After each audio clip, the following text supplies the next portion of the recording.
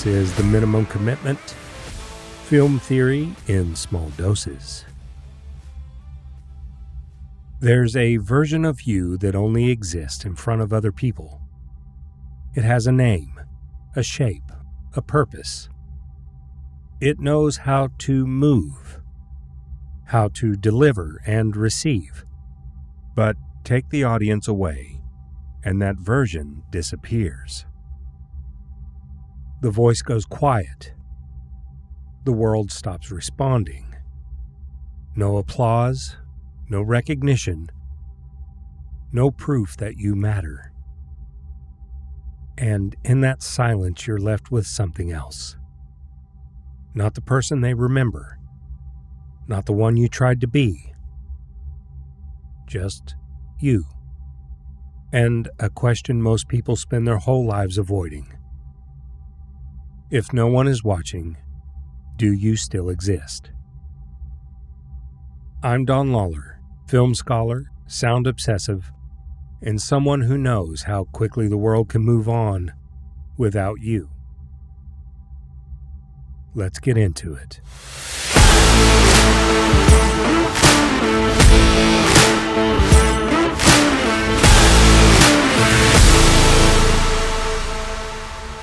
That question sits at the center of The Wrestler, a film by Darren Aronofsky.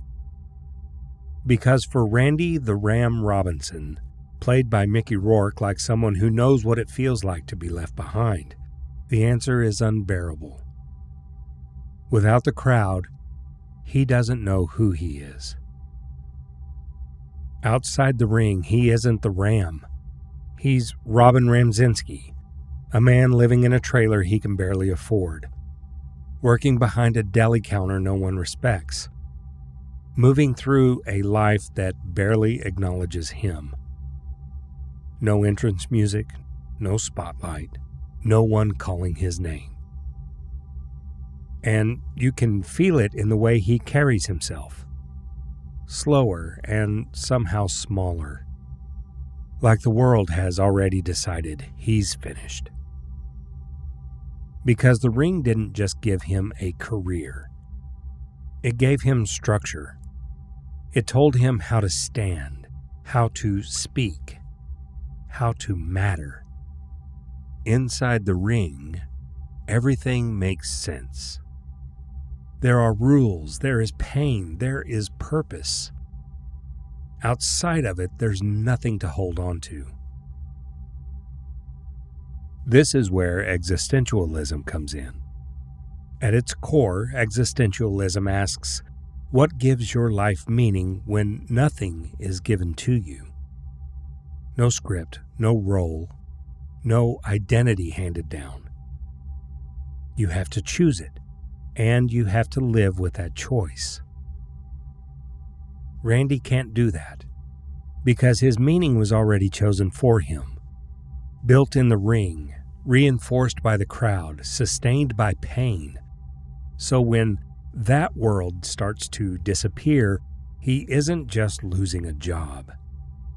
He's losing the only version of himself he knows how to be. But there's another layer to this. Performance identity. The idea that who you are is shaped by the roles you play and the people who are watching. For Randy, that identity has a name. The Ram. And over time, that performance stopped being something he did. It became something he was.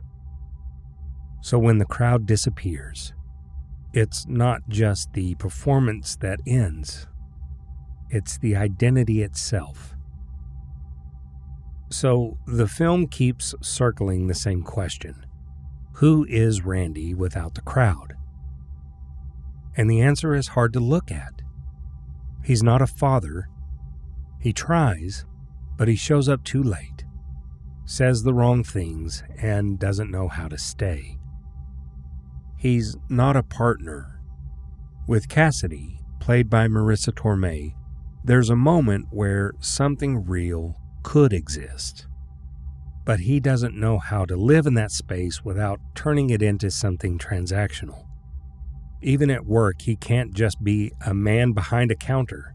He has to perform. He greets customers like they're an audience.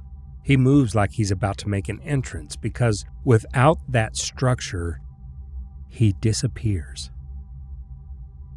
And this is where the film cuts deeper. Because Randy does choose the ring. He is warned, if he keeps going, it will kill him. And he understands that. But he goes back anyway. So, is this a choice? Or is it the only thing left to choose? Every other version of his life has already collapsed.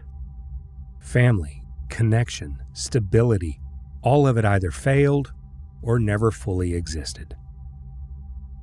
So what looks like freedom is something closer to confinement. He's choosing the only world that still knows his name. And in that world, pain is not something to avoid. It's something to rely on, because pain is real.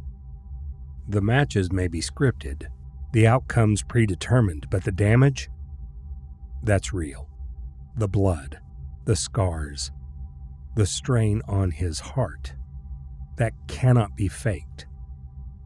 So pain becomes proof that he's still here, proof that he still matters, and that someone is still watching. Outside the ring, pain is shapeless. It's aging, loneliness, regret. There's no structure to it, no audience, no payoff. Inside the ring, pain has meaning, and that makes it something he can live with. Which leads to something even more unsettling. The only place Randy tells the truth is inside a performance. Everywhere else he hides. He deflects, he jokes, he avoids. But in the ring, he's honest. Not with words. With risk. With damage. With the willingness to destroy himself in front of people who will cheer for it. That's not spectacle. That's confession.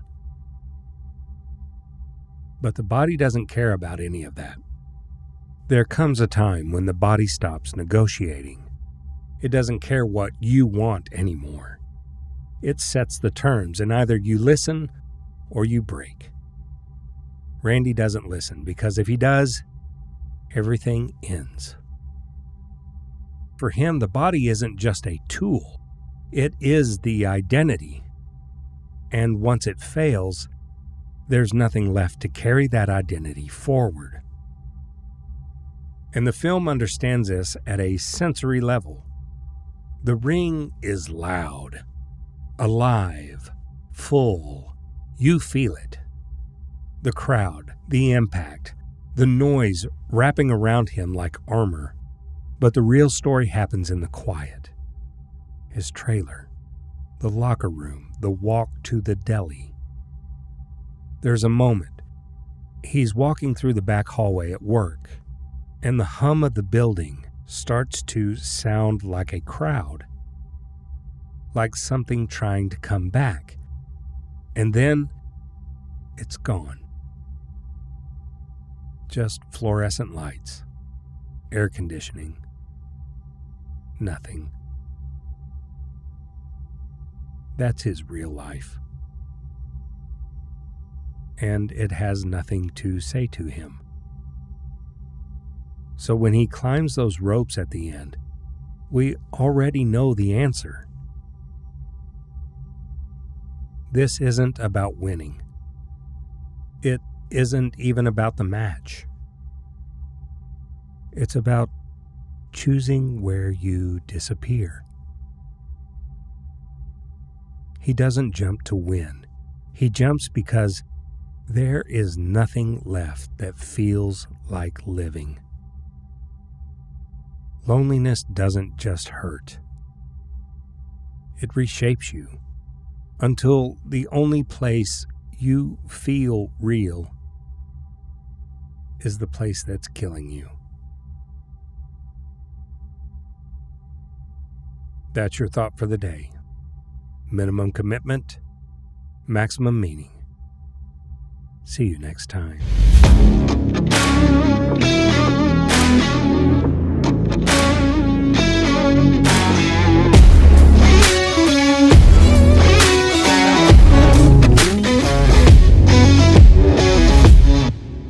The Minimum Commitment is produced, recorded, and edited by Don Lawler. Music by Alex Grohl.